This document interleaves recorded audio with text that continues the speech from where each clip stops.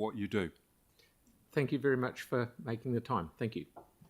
Okay, Cynthia, please. Morning.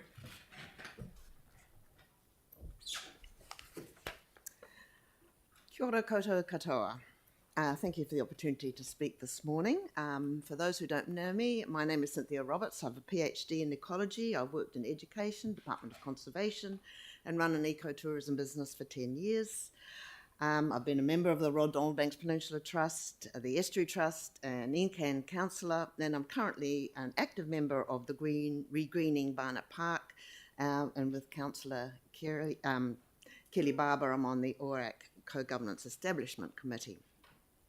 I want to start by just saying what an excellent value I think I get for my rates. The libraries, the pools, the cycleways, all the things that I use on a daily basis. And I want my rates to continue to contribute to building a society that's environmentally friendly, a city that contributes to building community connections, supports the arts, cycleways, and the open green spaces. And I do want to follow up on Martin's submission this morning and thank the council for the efforts that they've put into the Barnett Park.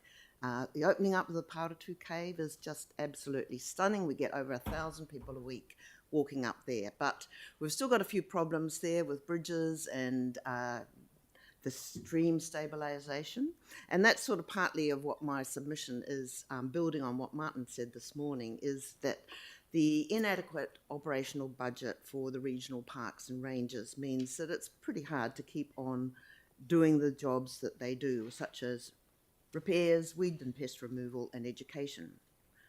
Martin's pointed out that the actual budget hasn't actually improved, in fact is lower since 2021. And for the last 3 years, Regreening Barnett Park has received 600 plants to continue the restoration of that park, but we've been told that this is all going to stop now. So the proposed removal of the Environmental Partnership Fund will have really a very negative impact on the ability of community-led organisations such as ours to deliver on your goals in the long-term plan of increasing the canopy cover, reducing climate emissions, and creating a green city. And I'm sure other speakers like Martin and other people have pointed out the tenfold return that you get on seed funding community groups such as ours.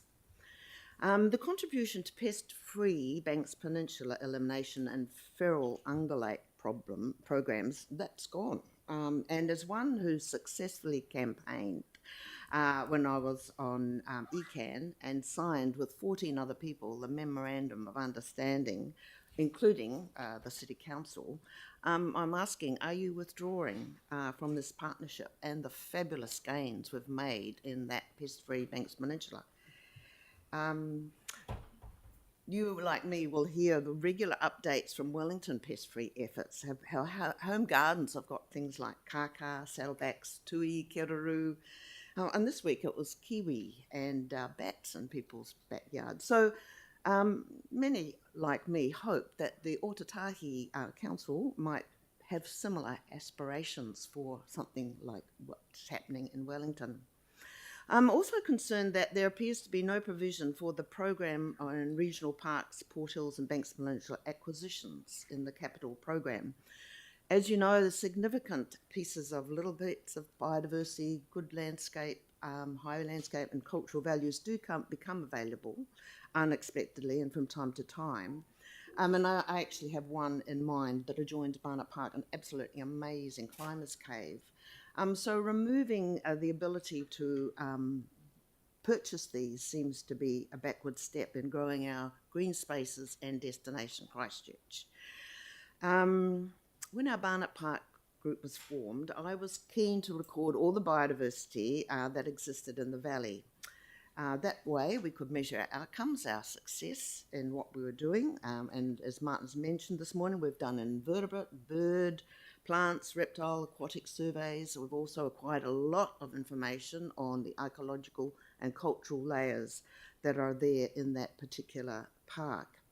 And we've also recorded quite a few rare species, rare plants, and some serious pest weeds. And so this, and including, we've just recently received a translocation from DOC of a threatened plant, Leptonella nana. So this is a very special park.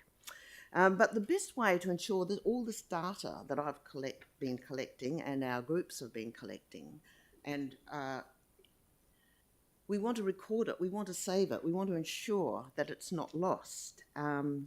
And one of the best ways to record these changes is using ArcGIS, a geospatial platform that you'll all be familiar with. It comes with excellent apps such as for use in the fields like field maps and ArcGIS survey maps. So we understand that one consultant who did submit last year to initiate a process to procure this for our rangers submitted, but it wasn't taken any further. And so we presume that was a lack of funding. And so this is what we're talking about, the lack of funding in this regional parks budget. How are we getting on there, Cynthia? Oh yes, just this is our last thing, and this is a request that, this is my final point, is that I request that the geospatial recording and mapping capability be acquired for the regional parks planning and ranges.